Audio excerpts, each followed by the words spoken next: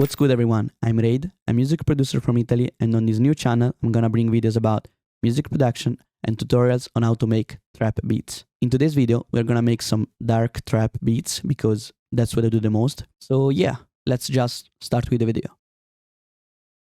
So when I make beats, I usually start with the melody. I lay down some chord progression to set the mood of the whole beat, and then I try to make some counter melodies on top of it.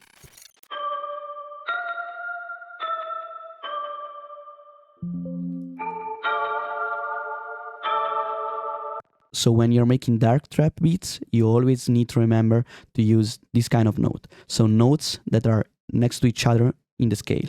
So when you're using those two notes that are next to each other, you're gonna give the whole melody a lot more tension and darker feeling. Keeping that in mind, I'll try to use that technique over in the second two bars. So I'm gonna lay down the root note to give the chord a foundation. So next I'm gonna use the F and E notes that are next to each other as well. I'm gonna use the same order I used here, and I'm gonna just use the next note in the scale.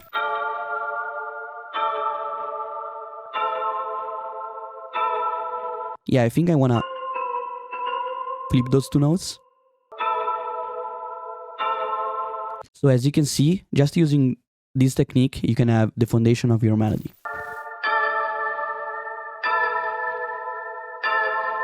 I'm gonna randomize the velocity of the notes to make it sound a bit more natural. So when you open the randomizer tool, I usually just move a bit of the velocity and then I leave it as it is.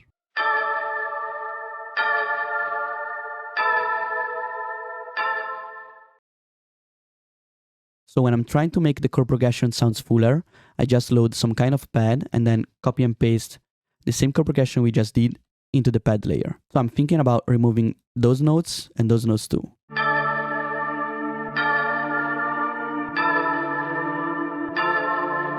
So I think we're actually good as a chord progression wise. I'm gonna start making some counter melodies on top.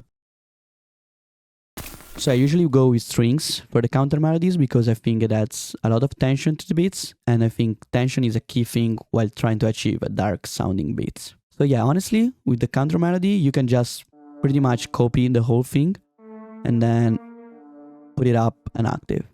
So yeah, I'll just do something like this and bring the root note up. I usually like to make the root notes longer and then keep the changing notes shorter. So you can just bring the whole thing 1 or 2 octave up and let's see how it sounds.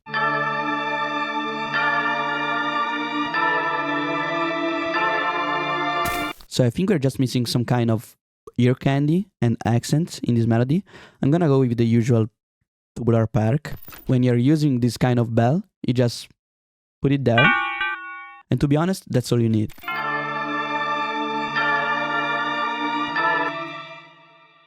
I think I'll try to put a sidechain on the first sound. I think sidechain is a really good effect on this kind of beat because as you can hear, we are kind of missing some kind of rhythm. But as you can hear, just putting these effects on, you can have a big difference in your beat. So yeah. I think I'll put it on the second sound as well.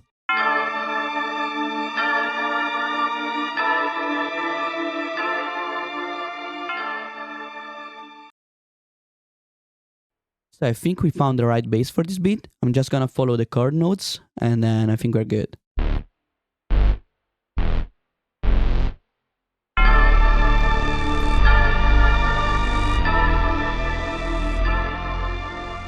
I'm gonna add some distortion to the bass.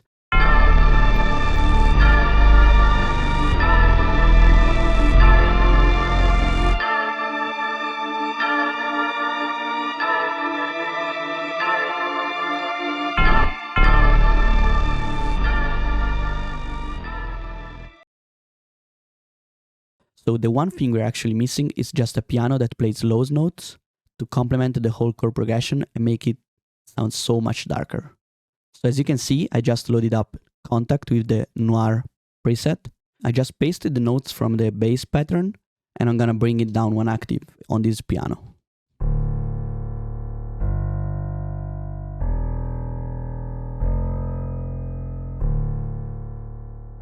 So obviously, we have a lot of low ends frequencies that are playing right now with this piano, but we're gonna cut it when the beat drops.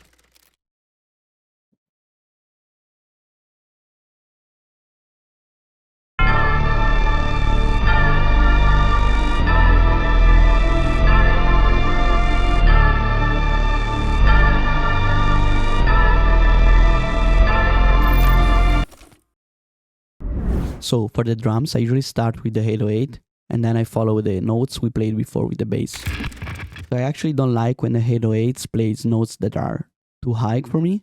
So I'm gonna bring the G notes down 1 octave because I think that sounds better. Then we have to create a rhythm.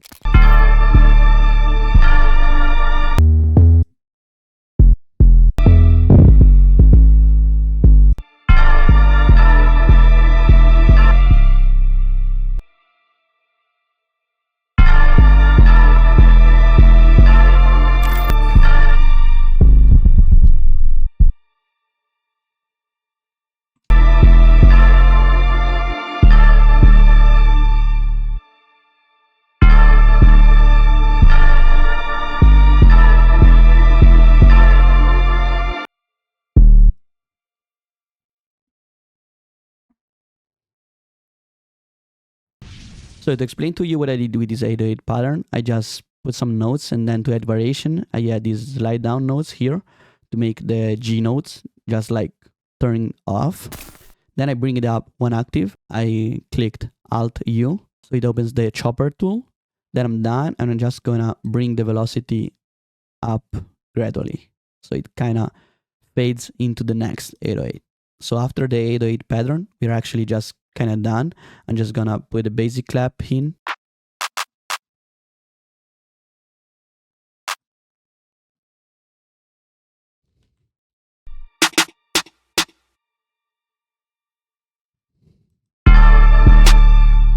So I just laid down the clap and the snare. I usually like to layer them. And then I'm gonna add my hi-hat. I'm just gonna click fill each 4 steps because I like to copy and paste it manually, then bring down the velocity and then randomize it a bit. So after that, I'm just gonna bring the snap to 1/3 step for the hi-hats and then I'm gonna make some kind of rolls.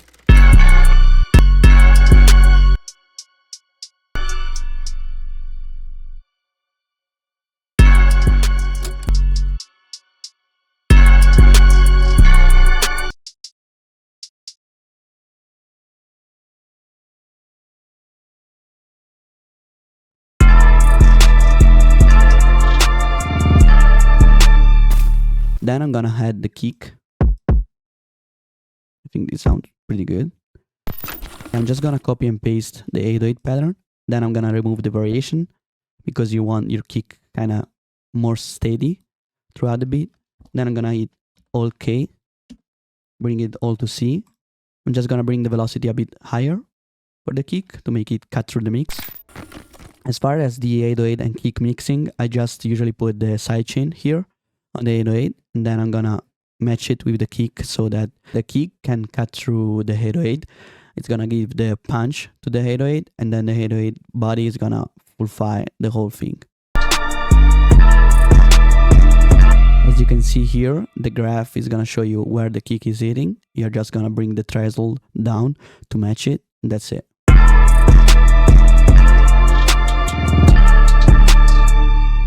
I think the only thing we are missing is actually the open A. I usually like to match the whole thing here. As you can see, there is a gap between the start of the waveform. So I'm just gonna bring the start here to match it. And that's it. So as soon as I play the note, it's gonna play the sound. I think I'm actually going to follow the 808 at the start because I think it's gonna sound good.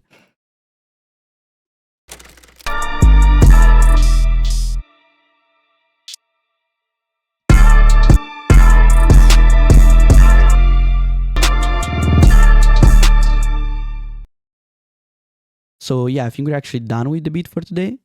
I'm gonna let you hear it. I wanna thank you guys for watching the video. I hope you guys are gonna stick with me and follow my journey.